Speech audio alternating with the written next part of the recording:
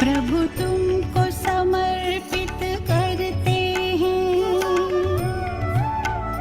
प्रभु तुमको समर्पित करते हैं अपना ये जीवन सारा। तू ही सच्चा जीवन साथी है प्रभु इस दुनिया में हमारा, प्रभु इस दुनिया में हमारा। प्रभु तुमको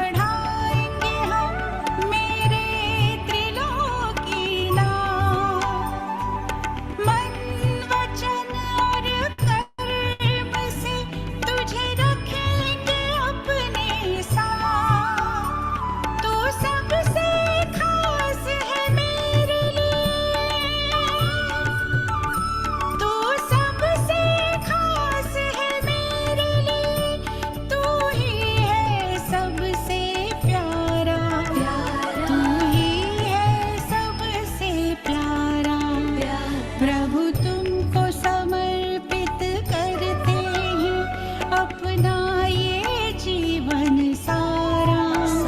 तू ही सच्चा जीवन साथी है प्रभु इस दुनिया में हमारा। प्रभु इस दुनिया में हमारा। प्रभु तुमको समर्पित करते हैं। शांति। ओम शांति। अॼु मिठड़े बाबा जी मिठड़ी वाणी ॿुधंदासीं। तारीख़ आहे 6 मई 2026 जी। अॼु बाबा मिठड़े असांजे लाइ शिक्षाऊं ॾिनियूं अथऊं, हिनखे पंहिंजे जीवन में आणे हंडाईंदासीं। पंहिंजी दिलि खां पुछणो आहे। अॼु बाबा ने बार बार चयो अथई केतिरा पुण्य कया अथव, केतिरा पाप अथव, तव्हांखे ई ख़बर। हर कंहिंखे पंहिंजे पाण जी पाण पतो। त अॼु बाबा चवनि था मिठड़ा ॿार जी बाबा, जॾहिं तव्हां पूरा पवित्र थी वेंदव तॾहिं ई परमात्मा तव्हांजी बलिहारी स्वीकार कंदो। जॾहिं पूरा पवित्र थी वेंदासीं मन सां, वचननि सां, कर्मनि सां, मतिलबु मन में कंहिंजे बि प्रति हिकु अहिड़ो बि संकल्प न ईंदो कि फलाणी हेड़ी आहे, त पोइ असांजे मथां भॻवानु असांजी बलिहारी स्वीकार कंदो। जॾहिं मन साफ़ सुथरो उजलो थी वेंदो। ऐं धन सां बि तन सां बि। त पंहिंजी दिलि खां पुछणो आहे कि असां केतिरा पवित्र ठहिया आहियूं। बाबा अॼु प्रश्न पुछनि था कि तव्हां ॿार हाणे संगम युग ते ख़ुशी ख़ुशी सां परमात्मा जे मथां बलिहार वञो था, छो? तव्हां ॿार हाणे ख़ुशी ख़ुशी सां बाबल मिठड़े जे मथां बलिहार वञो था, छो? त उत्तर में बाबा चवनि था छोकी तव्हां ॼाणियो था हिन महिल असां बलिहार वञूं था त बाबो मिठड़ो बि असांजे मथां 21 जन्मनि लाइ बलिहार थो वञे। त तव्हां ॿारनि खे इहो बि पतो अथव कि हाणे हिन अविनाशी रुद्र ज्ञान यज्ञ में, अविनाशी मतिलबु जंहिंजो कॾहिं अंत न थिए, ख़तम न थिए, इहो अहिड़ो यज्ञ चालू थियो आहे परमात्मा जो जंहिंमें हर आत्मा खे ज्ञान त मिलणो ई आहे, आत्मा जो त मिलणो ई आहे।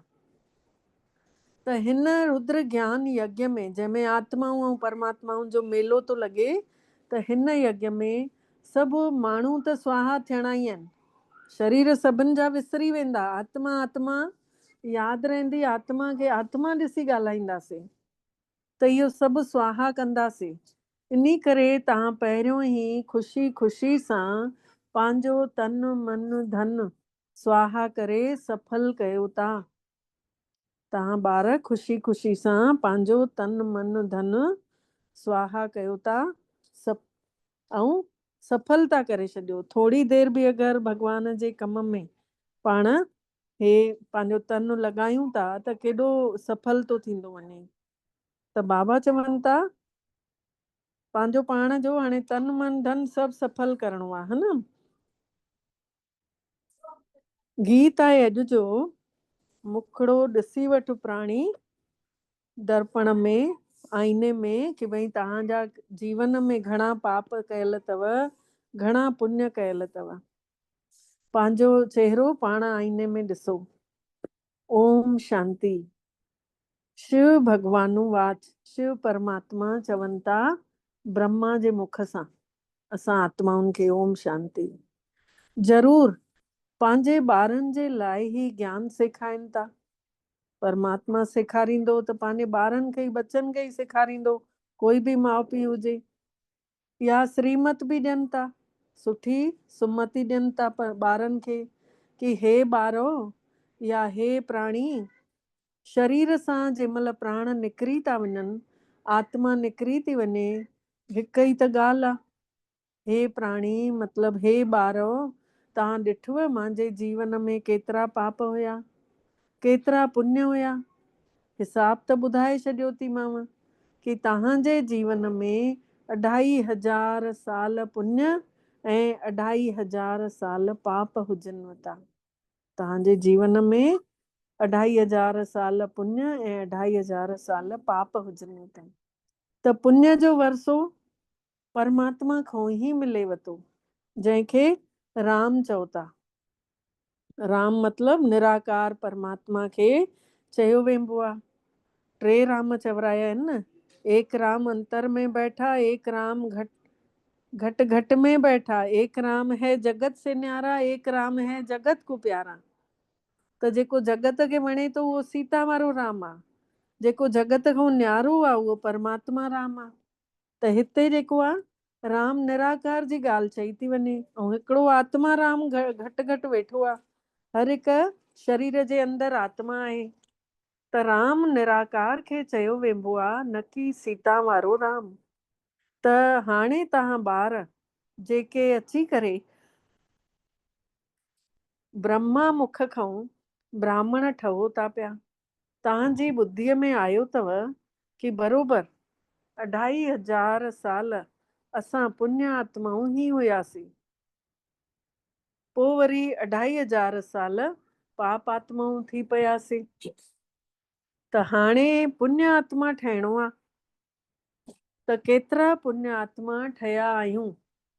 हर कोई पंहिंजी दिलि खां पुछे कि भई मां केतिरी पुण्य आत्मा ठही आहे। पाप आत्मा खां पुण्य आत्मा कीअं ठहंदव? उहो बि परमात्मा ने सम्झायो अथई। यज्ञ आहे, तप करनि था माण्हू, उन सां त पुण्य आत्मा न ठही सघंदा। उहो आहे भक्तीअ जो रस्तो। इन सां कोई बि माण्हू पुण्य आत्मा न ठही सघंदा आहिनि। हाणे तव्हां ॿार सम्झो था कि असां पुण्य आत्मा ठहूं था, मतलब असांजी जेका पहिरियों ॿुधी हुई आसुरी मत हुई, पाप आत्मा हुयासीं। पाप आत्मा थींदे थींदे ॾाकण लहंदे आयासीं। केतिरो लंबो समय असां ॾाकण लथीसीं, हाणे केतिरो समय असां पुण्य आत्मा ठहूं था। परमात्मा असांखे सुख जो वरसो बि ॾियनि था।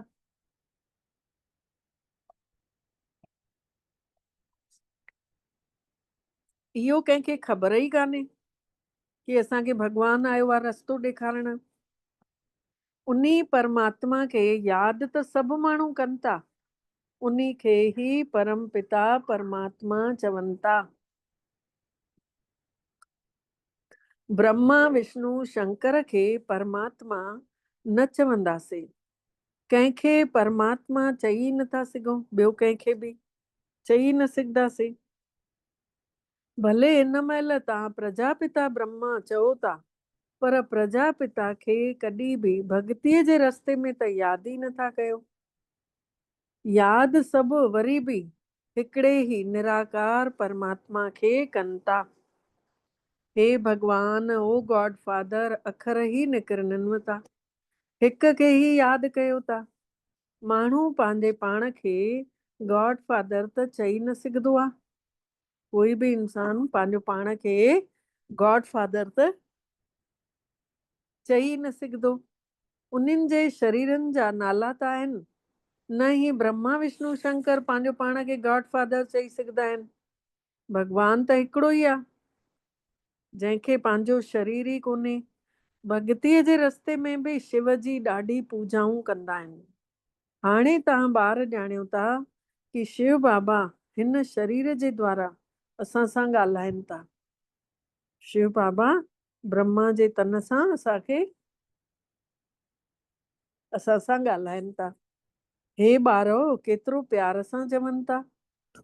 सम्झो था न कि मां सभिनि जो सदगति दाता, सदगति करण वारो, पतित खां पावन ठाहिण वारो आहियां सभिनी खे। माण्हू परमात्मा जी महिमा कंदा आहिनि, पंहिंजी पीउ जी महिमा, पर उन्हनि खे पतो ई कान्हे कि 5,000 सालनि खां पोइ उहो लथो आहे। त ज़रूरु जंहिंमहिल कलयुग जो अंत हूंदो तॾहिं त उहो ईंदो न। हाणे कलयुग जो अंत आहे त ज़रूरु हिन महिल आयल आहे, ऐं तव्हांखे श्रीमत ॾेव थो, मिलेव थी न श्रीमत। श्रेष्ठ खां श्रेष्ठ बुद्धि रोज़ मुरली जे द्वारा पाण आत्माउनि खे मिले थी। बुद्धीअ जा कपाट खुलनि था रोज़। श्रीमत कोई कृष्ण जी त आहे कोन। श्री कृष्ण जी आत्मा भी श्रीमत सां ही देवता ठही हुई। पोइ वरी 84 जन्म वठंदे हाणे तव्हां आसुरी मत जा थी विया आहियो। 84 जन्म वठंदे वठंदे असांजी ॿुधी उहा विकारनि वारी थी वई। किरंदा आयासीं, बुराइनि में पवंदे आयासीं। कंहिंखे क्रोध अचणु लॻो, कंहिंखे लोभ सताइणु लॻो, कंहिंखे मोह अची वियो। त बाबा चवनि था इहो आसुरी मत अथव न, काम क्रोध लोभ मोह अहंकार, रावण जी मत।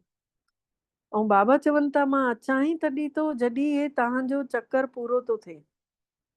तव्हां जेके बि शुरूअ में आया हुयव हाणे जर्जड़ीभूत मतिलबु कमज़ोर अवस्था में अची विया आहियो। हे वणु जेको आहे पुराणो कमज़ोर जंहिं महिल थींदो आहे त सॼो ई वणु अहिड़ो थी वेंदो आहे न।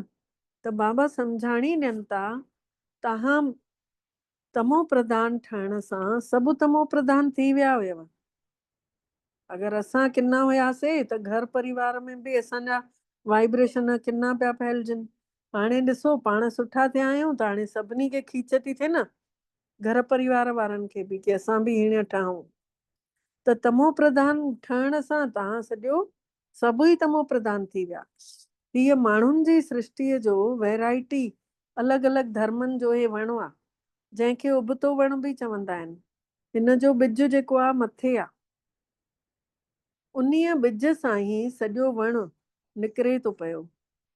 माण्हू चवनि बि था की गॉड फादर, आत्मा चवे थी, आत्मा जो नालो त आत्मा ई आहे। आत्मा चवंदी आहे न हे भगवान गॉड फादर, त आत्मा चवे थी त आत्मा जो नालो त आत्मा ई आहे। आत्मा जंहिं महिल शरीर में अचे थी त पोइ शरीर जो नालो रखियो वेंदो आहे, पोइ खेल चालू थी वेंदो आहे खेॾणु। आत्माउनि जी दुनिया में कोई खेल न हलंदो आहे। उते त ईअं ई सभु बुत बणिया वेठा आहिनि। खेल खेॾण जी जॻह हीअ ई आहे। जीअं हुते क्रिकेट मैच थींदो आहे त स्टेडियम में ख़ल्क इकट्ठी थींदी आहे न, त ईअं ई हे बि जेको आहे न वॾो बेहद जो स्टेडियम आहे, संगम युग। ऐं हिते हर आत्मा पंहिंजो पंहिंजो रोल अदा करे थी।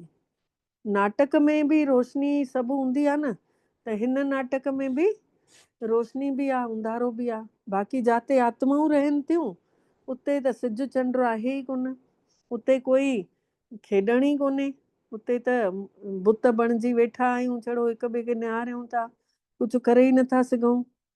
ऐं इहो बि ज्ञान हाणे मिलियो आहे की वञी परम धाम में बि परमात्मा खे निहारणो आहे, उन खां शक्तियूं भरणियूं आहिनि। राति ॾींहं त सभु हिते ई थो थिए हेठि, सूक्ष्म वतन में या मूल वतन में राति ॾींहुं थींदो ई कोन्हे। जंहिं महिल शुरू में ज्ञान में आई हुयमि त सोचां पई जंहिं ॾींहुं बाबा लथो हूंदो त उन ॾींहुं त परमधाम में उंधारो थी वियो हूंदो, ईअं पई सोचां। त हर कंहिंजी सोच पंहिंजी आहे, ॿुधी खुलियल कान थी हुजे, पोइ माण्हू छा छा बि सोचे थो पियो। त बाबा चवनि था राति ॾींहं बि हिते था थियनि, सूक्ष्म वतन मूल वतन में त राति ॾींहं थींदा ई कोन्हनि। कर्म करण जो क्षेत्र त हे ई अथव, जंहिंजो नालो रखी छॾियऊं कुरुक्षेत्र। जाते चयूं की भई रावण ऐं राम जी लड़ाई थी, कंस ऐं कृष्ण जी लड़ाई थी, त हे ई कर्म क्षेत्र आहे जाते आसुरी संस्कार बि अचनि था त जाॻनि था, त वरी दैवी संस्कार बि जाॻनि था। हितड़े ई माण्हू सुठा कर्म बि कनि था त बुरा कर्म बि कनि था। सतयुग ऐं त्रेता में सुठा कर्म थींदा आहिनि, छोकी उते 5 विकारनि रूपी रावण जी राजाई ई कोन अथनि। सतयुग त्रेता में सुठा कर्म थींदा आहिनि त परमात्मा वेही कर्म अकर्म ऐं विकर्म जो पूरो रहस्य सम्झाणी ॾियनि था। कर्म त करणो ई पवंदो न, हे आहे ई कर्म क्षेत्र। सतयुग में जेके माण्हू कर्म कनि था उन्हनि जो कोई बि लाभ हानि मतिलबु नथो निकिरे, उन खे ई चइबो आहे अकर्म थी वेंदा आहिनि सतयुग में। छोकी आत्मा खे ॾिसी करे कर्म कये त उन जो कोई न फ़ाइदो न नुक़सानु, उहो अकर्म चवराइजंदो आहे। उते रावण जी राजाई ई कोन्हे, उन खे ई हेवन चइबो आहे, स्वर्ग उन खे ई चइबो आहे। हिन महिल स्वर्ग आहे ई कान। सतयुग में त हिकिड़ो ई भारत हुयो, ॿियो कोई खंड ई न हुयो सतयुग में। ऐं स्वर्ग रचण वारे खे ई त परमात्मा चवंदासीं न, त बाबो ज़रूर स्वर्ग ई रचंदो न। इहो सभु देश वारा ॼाणनि था कि भारत जेको आहे पुराणो देश आहे। पहिरियों त छड़ो भारत ई हुयो, इहो कोई बि नथा ॼाणनि। हिन महिल त कोन्हनि न। पहिरियों त भारत ई हुयो, इहो कोई बि नथा ॼाणनि। पर हिन महिल त कोन्हनि न। हे आहे ही 5000 सालनि जी ॻाल्हि। हीअ ॻाल्हि जेका आहे 5000 सालनि जी आहे। चवनि बि था कि क्राइस्ट खां 3000 साल पहिरियों भारत स्वर्ग हुयो। क्राइस्ट खां 3000 साल पहिरियों भारत में स्वर्ग हुयो। रचयिता ज़रूर रचना रचींदो न। परमात्मा रचयिता आहे, त असां सभु आहियूं रचना।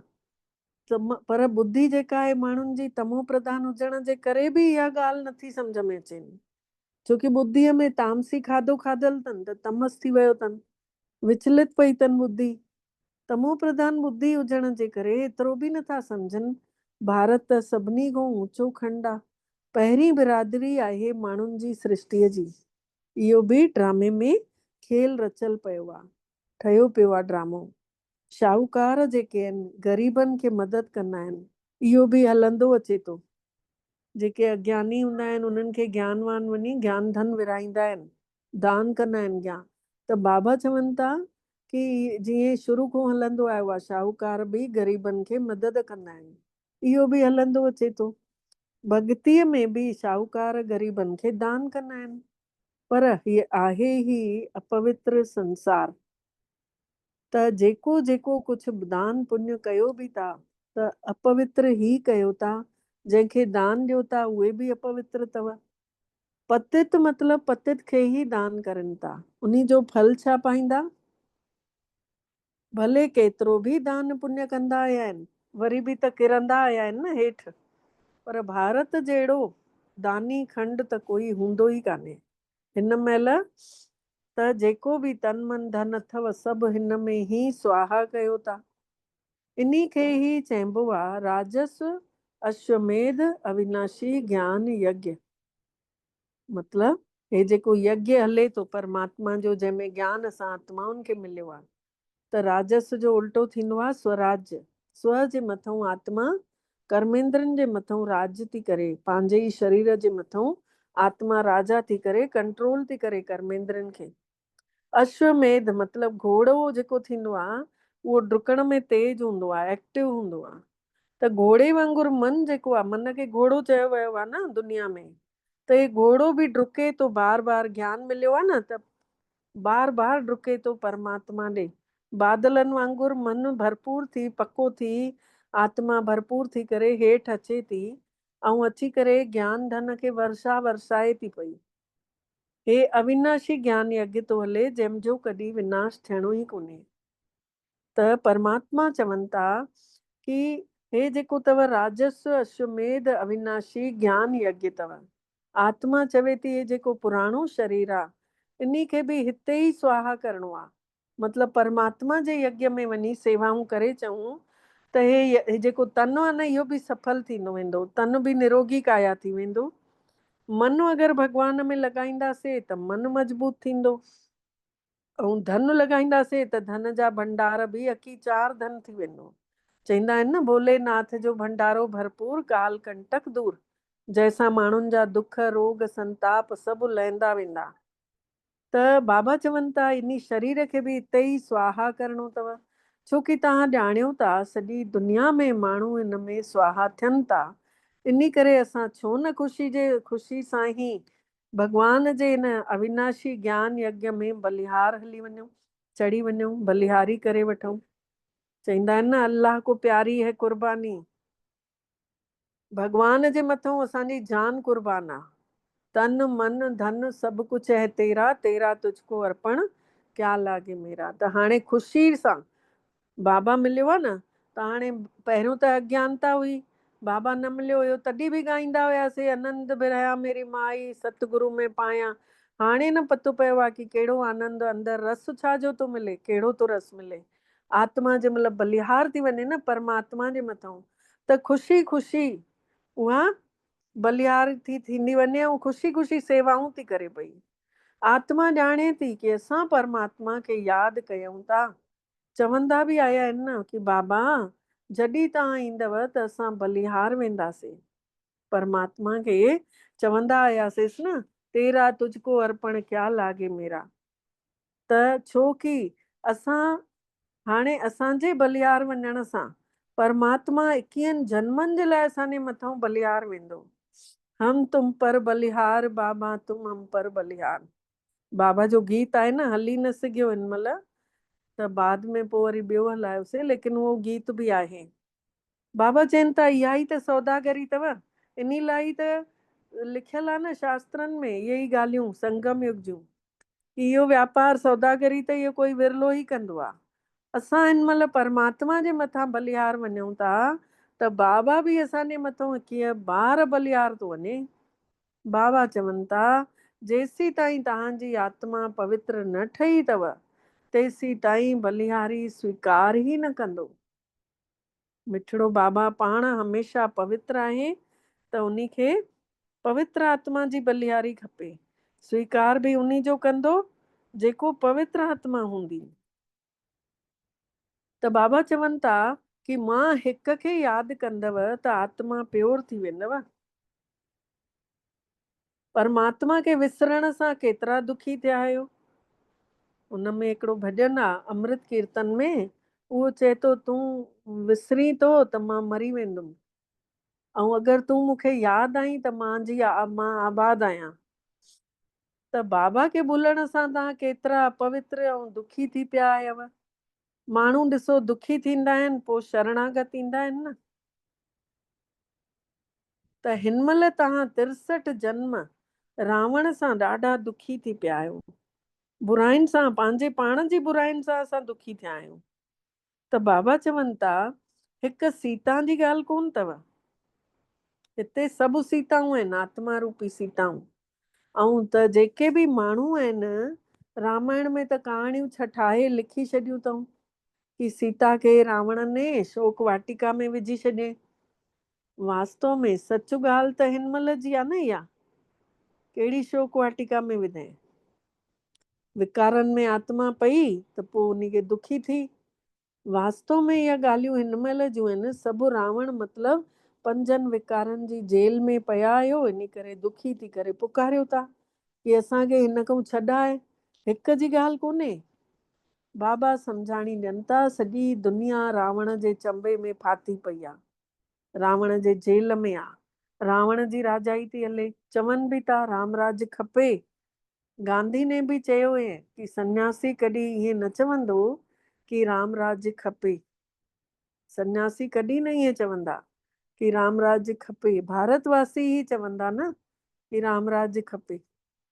हिन महिल आदि सनातन देवी देवता धर्म आहे कान, ॿिया ब्रांचेस आहिनि। देवी देवता धर्म छड़ो गायब आहे, बाक़ी ॿिया धर्म अची विया आहिनि, शाखाऊं। सतयुग हुयो हिकिड़ो ई जंहिंमहिल आदि सनातन देवी देवता धर्म हुयो। हिन महिल उहो बि नालो मटिजी वियो आहे, पंहिंजे धर्म खे विसरी। हा शांति ये भारतवासी ही कहेंगे, ये बाबा मतलब भारतवासी मतलब असांखे तो चए, पंहिंजे ॿारनि खे तो चए भारतवासी। सभिनी खे थो चए, सभिनी खे जेके ॿियनि धर्मनि में बि हली विया आहिनि न, त बाबा हाँ चए थो उहे दुखी इन करे थिया आहिनि छोकी पंहिंजे धर्म खे विसरी विया आहिनि कि असां आत्मा आहियूं।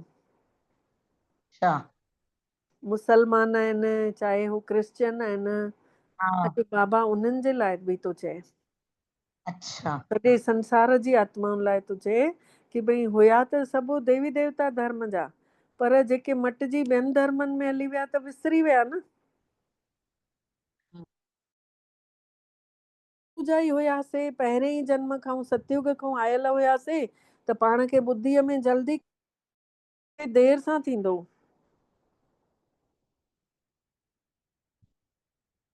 जीअं पाण खे हिन महिल जेको सम्झ में आयो, पाण जंहिंखे बि सम्झायूं था उन्हनि खे देर सां विश्वास थो थिए न। जी दीदी, हाँ दीदी, क्लियर थियो न? हाँ हाँ अॻिते अञा बाबा सम्झाएव थो इन्हीअ ॻाल्हि में दीदी कि पर मां मुंहिंजो क्वेश्चन मतलब मुंहिंजो इहो चवण जो मतलब आहे कि ॿिया धर्म बि त आहिनि त उहो पंहिंजे हिसाब सां ईंदा आहिनि न, जॾहिं उन्हनि जो समय थींदो आहे, हा जॾहिं उन्हनि जो समय थींदो तॾहिं ईंदा न ॿिया धर्म त। हा हा भई कंहिंजो त्रेता में हूंदो, कंहिंजो द्वापर में हूंदो, कंहिंजो कंहिंमें हूंदो, मतलब द्वापर खां वठी ॿिया धर्म आया, त्रेता में त इहो ई धर्म हो आदि सनातन। हा त पर चवण जो मतलब है कि हा, त भारतवासी उहे बि थिया न द्वापर खां वठी जेके आया। भारतवासी उहे बि उहे थिया न जेके द्वापर युग खां आया। हा हा पर बाबा सभिनी जे लाइ चए थो न, घुरनि त सभु था न राम राज खपे। अच्छा भारत में रहण वारा ॾिसो, चएव तो बाबा, तव्हां पॉइंट खे ध्यानु ॾियो कि गांधी ने बि चई सन्यासी कॾहिं ईअं न चवंदा कि राम राज खपे। भारतवासी ई चवंदा, सन्यासी बि त भारत में रहण वारा आहिनि न। हा हा त भारतवासी ई चवंदा, ईअं बाबा छो थो चए? छोकि हा आदि सनातन देवी देवता धर्म सन्यासिन न सुञातो अथऊं न। अच्छा इन्ही करे बाबा ईअं था चइनि। हा इहो ई त सम्झ में न पियो आयो मूंखे। हा आदि सनातन देवी देवता धर्म सन्यासिन न सुञातो अथऊं। उहे जन देवी देवताउनि जी मूर्तियुनि जी पूजाऊं कनि था पिया। हा त हा बाबा चवनि था हिन महिल आदि सनातन देवी देवता धर्म आहे कोन, उन जूं शाखाऊं आहिनि। जीअं सतयुग हुयो, हिकिड़ो ई उन महिल आदि सनातन देवी देवता धर्म हुयो, पर हिन महिल नाला मटिजी विया आहिनि। पंहिंजे धर्म खे विसरी करे ॿियनि धर्मनि में कन्वर्ट थींदा था वञनि।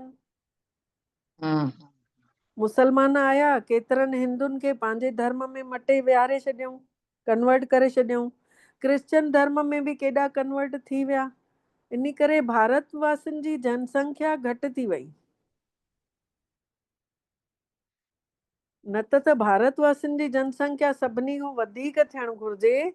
ॿियनि धर्मनि में हली विया त बाबा चवनि था तव्हांजो जेको आदि सनातन देवी देवता धर्म अथव, उहो सभिनी खां ऊचो अथव।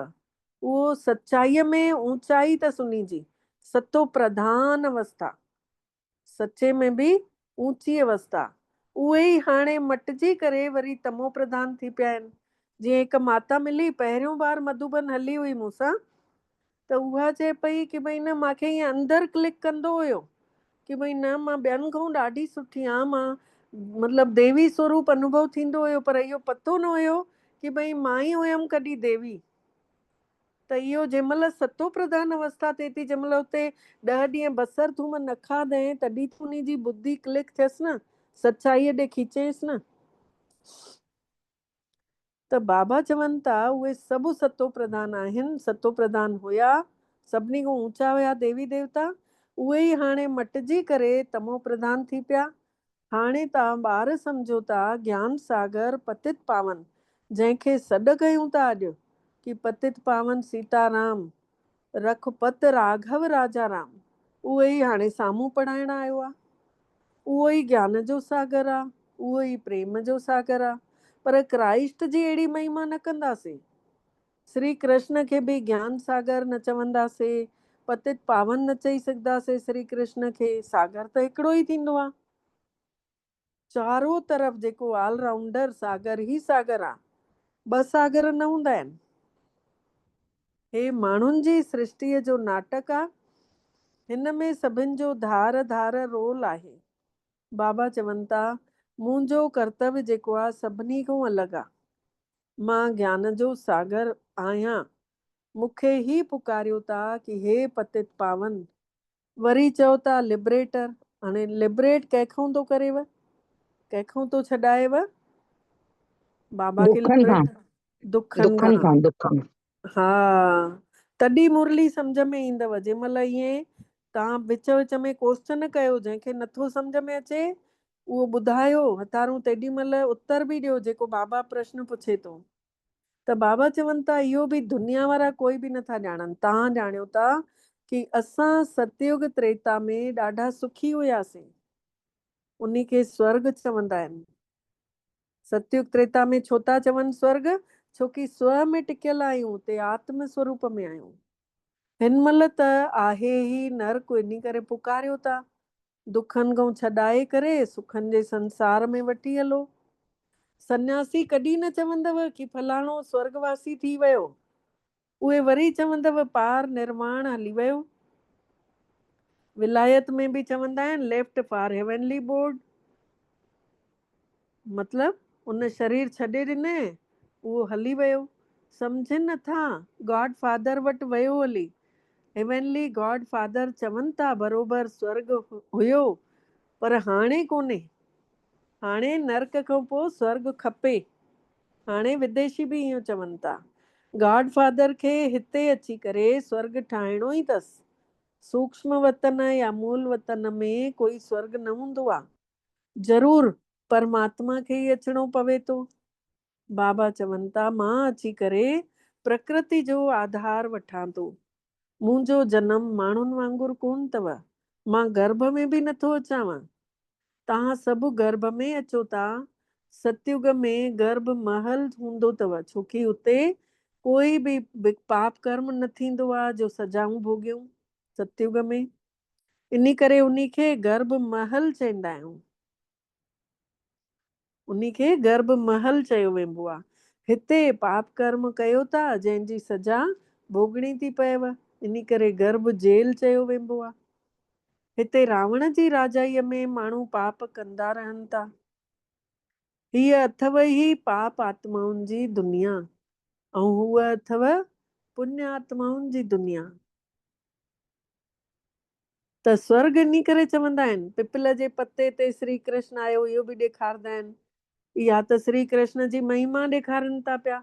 पिपल जो पतो ॾिसो भारत जे नक्शे वांगुरु आहे न। त भारत में भॻवानु आयो, अची करे पहिरियों हिकु आत्मा खे श्री कृष्ण जो ठहण जो पुरुषार्थ करायसि। त इहा श्री कृष्ण जी महिमा ॾेखारनि था। सतयुग में गर्भ में दुखी नथा थियनि। परमात्मा कर्म अकर्म पाप कर्मनि जी गति सम्झाइणी ॾियनि था, जंहिंजो वरी शास्त्र गीता ठाहियो अथऊं। पर उन्ही में शिव भॻवानु वाच जे मटे करे लिखी छॾियो अथऊं श्री कृष्ण भॻवानु वाच। हाणे श्री कृष्ण त भॻवानु आहे कोन। हाणे तव्हां ॼाणियो था असां त इन बेहद जे पिता खां बेहद जे सुख जो वरसो वठूं था। हिन महिल त भारत ई रावण सां श्रापित थी चुकियो आहे। मतलब बुराइनि सां भारत जी हिकु हिकु आत्मा श्रापित थी पई आहे। इन करे दुर्गति थी वई आहे। दुखनि में आत्मा गतिमान थी वई आहे। इहो वॾो श्राप बि ड्रामे में फिक्स आहे। ड्रामे में इहो बि श्राप भरियल हुयो कि भई हीअं श्रापित थींदासीं ई थींदासीं। पोइ वरी परमात्मा अची करे असांखे वर ॾे थो। छा वर ॾे थो? आयुष्मान भव, पुत्रवान भव, संपत्तिवान भव। सभिनी खे सुख जो वरसो ॾे थो न। तव्हांखे अची करे पढ़ाए थो। इन पढ़ाईअ सां तव्हां देवता था ठही वञो। इहा नई रचना जो कमु हिन महिल हले थो। ब्रह्मा खां तव्हांखे पंहिंजो पाण ठाहे वरितो पंहिंजो। ॻायो वेंबो आहे न प्रजापिता ब्रह्मा, तव्हां उन्ही जा ॿार ब्रह्मा कुमार ब्रह्मा कुमारियूं था ठहो। ॾाॾे खां वरसो पीउ खां वठो था। ॾाॾे खां मतिलबु वठो था पीउ जे द्वारा।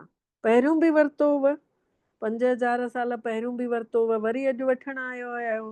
हाणे वरी बाबल आयो आहे। बाबल मिठड़े जा ॿार त बाबे वटि वञणु घुर्जनि। पर ॻायो वियो आहे प्रजापिता ब्रह्मा खां माण्हुनि जी सृष्टिअ जो स्थापना जो कमु हले थो। उहा त हिते ई थींदी न। आत्मा जे लाइ चवंदासीं असां सभु भाइर आहियूं। प्रजापिता ब्रह्मा जा ॿार ठहण सां तव्हां सभु भाइर भेनर ठही विया आहियो। प्रजापिता ब्रह्मा जा ॿार ठहण सां हिन महिल तव्हां सभु भाइर भेनर आहियो। तव्हां ई बाबे मिठड़े खां वरसो वरितो हुअ। हाणे बि बाबे खां वरसो वठी रहिया आहियो। शिव बाबा चवनि था मूंखे यादि कयो। तव्हां आत्माउनि खे शिव बाबा खे यादि करणो अथव। यादि करण सां ई तव्हां पावन ठहींदव। ॿियो कोई तरीक़ो ई कान अथव। बिना यादि जे पावन ठही न सघंदव। ऐं पावन ठहण जे सवाइ तव्हां मुक्ति धाम में वञी बि न सघंदा आहियो। त जीवन मुक्ति धाम में पहिरियों पहिरियों आदि सनातन देवी देवता धर्म हुयो, वरी नंबर वार ॿियनि धर्मनि में आयव। त बाबो मिठड़ो आख़िरीअ में अची तव्हांखे दुखनि खां मुक्त थो करेव। उन्ही खे चइबो आहे लिबरेटर, दुखनि खां छॾाइण वारो। बाबा चवनि था तव्हां छड़ो मूंखे यादि कयो त तव्हांजा पाप जन्मनि जन्मनि जा भस्म थी वेंदव। सॾ बि कयो था कि बाबा अचु असांखे पतित खां पावन ठाहे। त मास्तर आहे न, टीचर आहे न, पढ़ाइण अचे थो, हिन में चरित्र छा कंदो? इहा बि त पढ़ाई आहे। भगवान ज्ञान जो सागर अची करे असां आत्माउनि खे ज्ञान ॾियनि था। अच्छा, ओ बाबा जो यादि चरित्र प्यार। क्या करे मतलब एक्टिविटी था चओ न, बाबा एक्टिविटी हा था चवनि न। हा, बाबा चए थो मां पढ़ाईंदुमि अची करे न। बाक़ी हा पावन ठहिण जो जेको चरित्र अथव उहो त तव्हां पंहिंजो पाण में पाण ठाहींदव न। उन्ही जे लाइ मां अची छा सेखारींदोमांव, प्रेरणा छा ॾींदुमि? ब्रह्मा खे अॻितो ॾेई छॾियो अथई। त इन में चरित्र जी त काई ॻाल्हि कोन्हे, उहो त असांखे पंहिंजो पाण खे पाण ठाहिणो आहे। स्वमान तॾहिं त चईंदो आहे न, स्वमान खणो त ठही पवंदव। त इहा बि पढ़ाई आहे। हा, बाबा मतलब पुरुषार्थ त तव्हांखे करिणो आहे, मां रस्तो ॿुधायां थो, ईअं न। हा हा हा, त बाबा ज्ञान जो सागर ई अची ज्ञान ॾियनि था। अच्छा, वरी बाबा जो यादि प्यार। मिठड़े मिठड़े सिकी लधे ॿारनि प्रति माउ पीउ जो यादि प्यार ऐं गुड मॉर्निंग। रूहानी बाबल जी रूहानी ॿारनि खे नमस्ते। ऐं असां रूहानी ॿारनि जी बि रूहानी मिठड़े बाबल खे दिल जो यादि प्यार, गुड मॉर्निंग ऐं नमस्ते। मिठड़ा बाबा नमस्ते। शुक्राना बाबल तव्हांजा, बारंबार शुक्राना जे तव्हां असांखे पंहिंजो ठाहियो। सार आहे, पहिरियों पॉइंट आहे कर्म अकर्म ऐं विकर्म टिनिनि जी गति खे ॼाणियो ऐं हाणे सोचे सम्झी कोई बि विकर्म न कयो।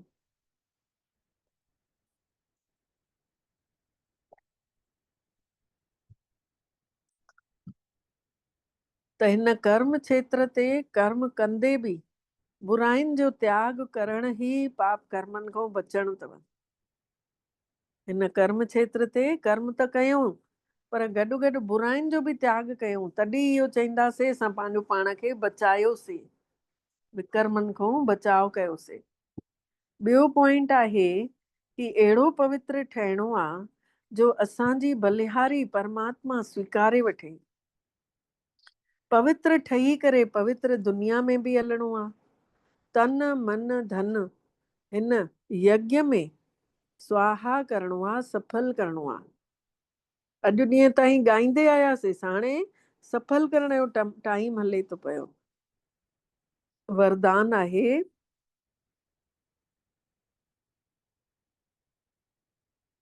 महसूस कयूं बाबा हिन महिल हिन धरती ते हिन लौकिक परिवार जे विच में हिन घर में अची वेठा असांजी अखियुनि जे साम्हूं आया आहिनि ऐं बाबा चौधारी पंहिंजी दृष्टि घुमाइनि था।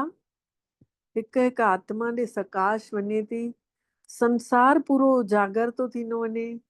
हिन घर खां शुरू थो थिए प्रकाश जे चौधारी पूरो मुहल्लो पूरो शहर ढकजंदो थो वञे परमात्मा जे प्रकाश सां।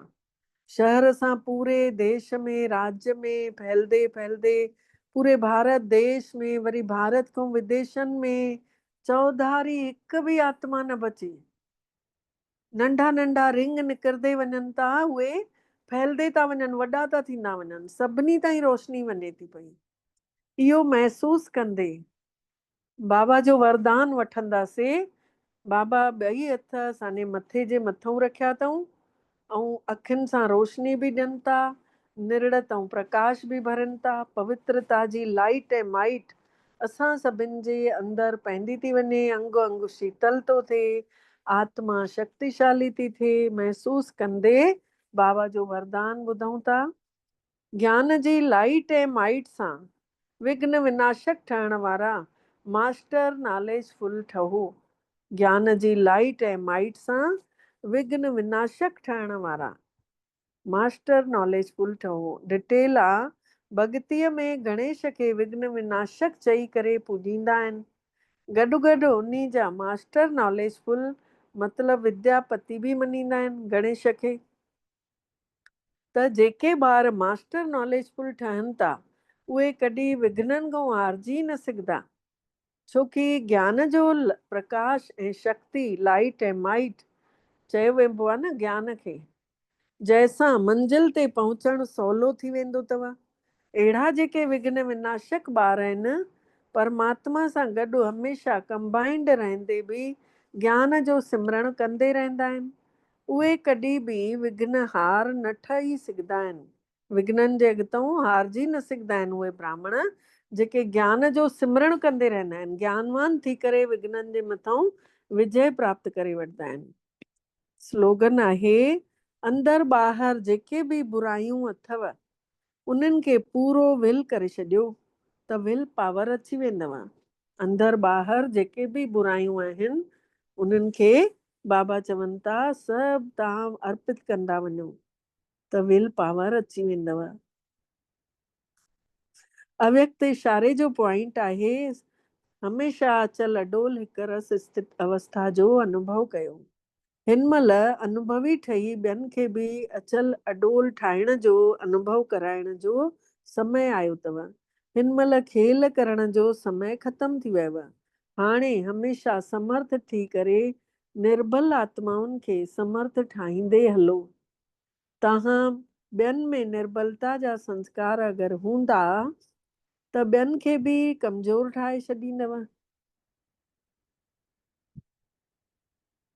त ज्ञान जी हर पॉइंट जो अनुभवी ठहण लाइ एकांत प्रिय ठहो ऐं एकाग्रता जो अभ्यास वधायो।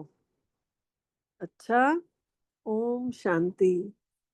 अनुभव कयूं, मां आत्मा विशेष पार्ट वॼाइण हिन संसार में लथी आहियां। मां परमात्मा जी सलेक्शन आहियां। मूंखे पाण भगवान ने अंदर लिकल गुणनि जे आधार ते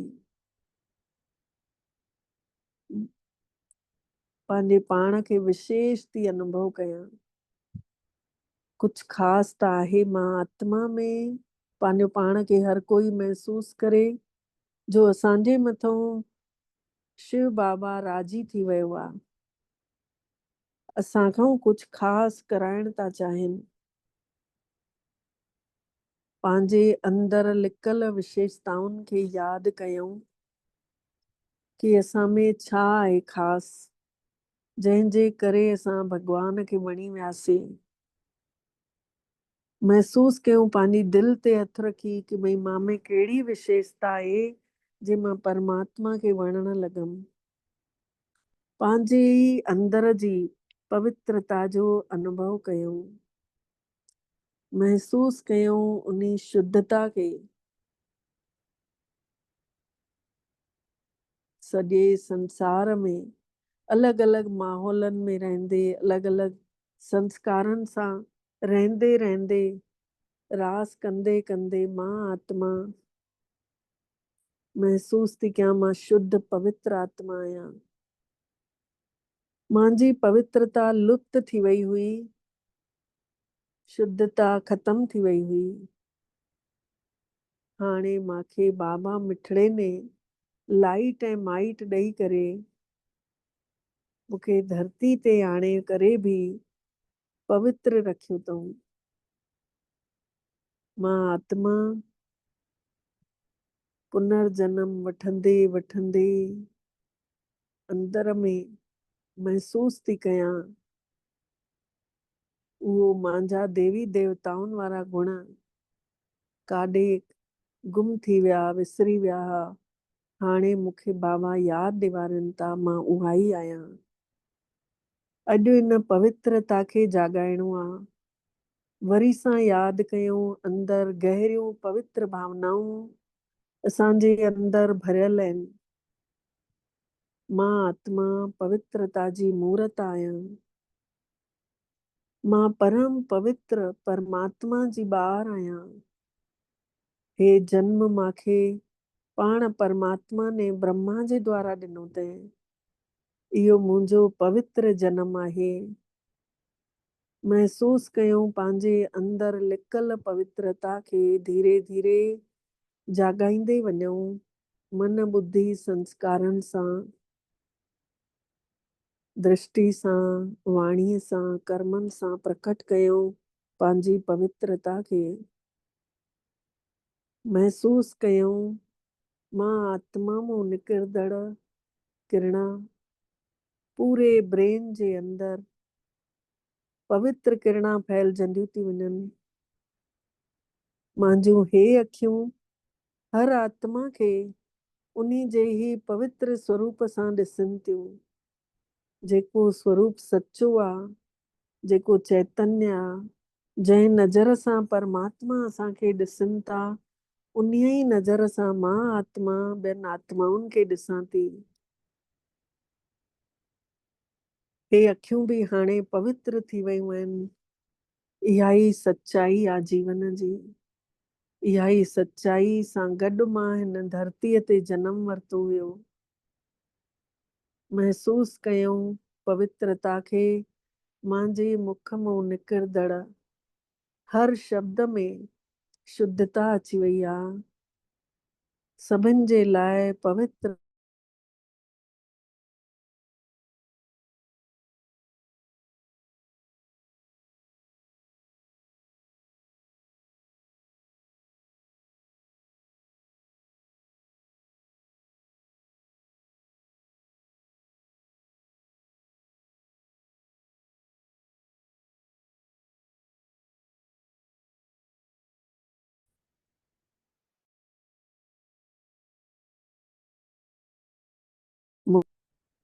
महसूस कयूं पंहिंजी पवित्रता खे।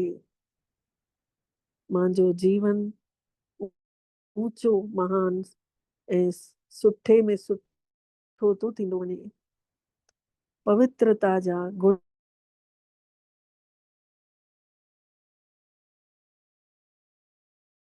पद्मनि जी कमाई जमा थी थींदी वञे। सभिनी खे मां आत्मा जे द्वारा सुठा वाइब्रेशन मिलनि था, गुणनि जी खान मिलनि थी। मां गुणमूर्त आत्मा ठही वई आहियां। महसूस कयूं हर कोई पंहिंजो पाण खे पवित्रता सां मुंहिंजो अंदर शांत शुद्ध सुखदाई थी वई आहियां। महसूस कयूं पंहिंजे जीवन जी सुठे आचरण खे। महसूस कयूं हिन पवित्र जीवन जे महत्व खे। अनुभव में आणियूं पंहिंजे हिननि गुणनि खे, योग्यताउनि खे। मां पवित्रता जी देवी, सभिनी खे पवित्र ठाहिण वारी परमात्मा, मां आत्मा खे निमित्त ठाहे बाबा मिठड़ा, मां आत्मा जो ई भाग्य जाॻाइनि था। परमात्मा ने हिन पवित्रता जे गुण सां पूरे संसार में चौधारी नज़र घुमाए पवित्र आत्माउनि जो परिवार ठाहे छॾियो अथऊं। महसूस कयूं पूरे विश्व में पवित्र आत्माऊं फैलियल पियूं आहिनि। असां सभु आत्माऊं हिन पूरे संसार खे पवित्र ठाहिण जे निमित्त ठहिया आहियूं। परमात्मा पिता ने असां सभिनी खे इन लाइ ई सेलेक्ट कयो अथईं। महसूस कयूं हलूं हाणे पंहिंजे सूक्ष्म शरीर सां पवित्रता जे हिन स्वरूप सां उन्ही पवित्र स्थान ते हलूं था, जाते शिव बाबा ब्रह्मा जे तन में वेही फरिश्ते स्वरूप सां असां सभिनी खे सॾु कनि था। महसूस कयूं सूक्ष्म वतन में असां बि लाइट ऐं माइट सां भरपूर थी करे पहुचूं था फरिश्तनि जी सभा में। सभिनी खां सुठे में सुठो फरिश्तो ब्रह्मा बाबा पंहिंजे हथनि सां, पंहिंजे निरण सां, पंहिंजी दृष्टि सां असां सभिनी आत्माउनि जे अंदर शक्ति ऐं पवित्रता जूं किरणा भरींदे था वञनि। भरपूर थींदा वञूं सभु ॼणा। बिल्कुलु तृप्त थी वञूं, बाबा खां किरणा भरींदे भरींदे योग्य थींदा था वञूं। असां सभु इहे योग्य किरणनि खे पूरे संसार में फैलाईंदासीं। सभिनी खे सभु कुझु विराए ॾींदासीं।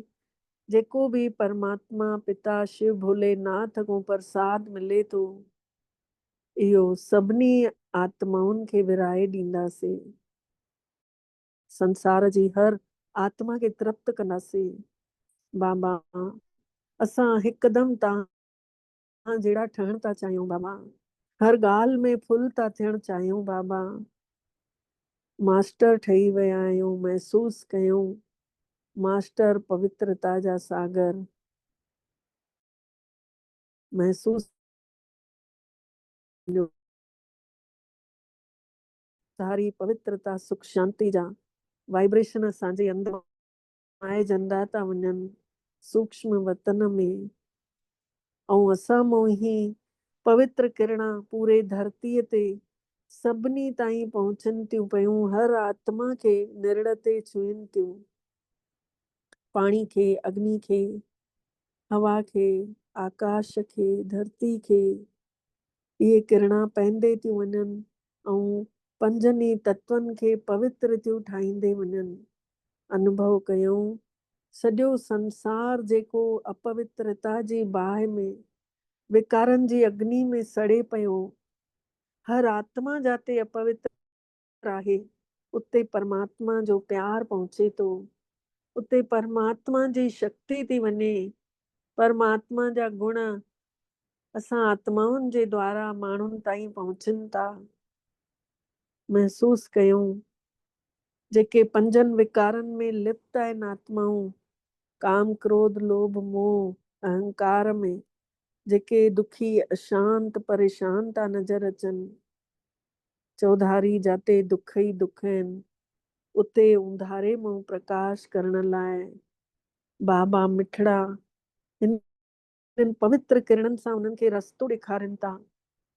ऐं असां सभिनी मां बि निकिरंदड़ किरणा पवित्र किरणा पूरे मंदिरनि मां, गुरुद्वारनि मां, पूजा स्थाननि ते भगतनि ताईं पहुचनि थियूं पियूं ऐं भगतनि जी आश पूरी थियूं कनि। उन्हनि खे बि पवित्र ठाहिनि थियूं। इहे असां सभिनि जे दिलि जूं सुठियूं भावनाऊं, शुभ भावनाऊं निकिरनि थियूं, जेके सभिनी आत्माउनि ताईं वञनि थियूं, सभिनी खे उजागर कनि थियूं। महसूस कयूं धीरे धीरे असां सभु फरिश्ता मोटी अचूं था हेठि। सूक्ष्म वतन मां लहूं था हेठि। महसूस कयूं लहंदे लहंदे अची पंहिंजे हिन पंजनि तत्वनि जे पुतले में अची समाइजी वञूं था। समाईंदे सां ई मां आत्मा फरिश्ते जे रूप में हिन शरीर में अची वेही रहियमि ऐं आत्मा चमके थी पई निर्ड़ ते। चमकीले स्वरूप सां आत्मा मिठड़े बाबल शिव भोलेनाथ खे शुक्राना चए थी। बाबल मिठड़ा, तव्हांजा बारंबार दिल सां शुक्राना जी तव्हां असां सभिनी खे अहिड़ो पवित्र स्वरूप जो अनुभव करायव। लाइट ऐं माइट असां सभिनी में भरियव बाबा। तव्हांजा बारंबार दिल सां शुक्राना। ओम शांति, ओम शांति, ओम शांति। तव्हां सभिनी फरिश्तनि जा बि दिल सां शुक्राना। सभिनी खे ओम शांति।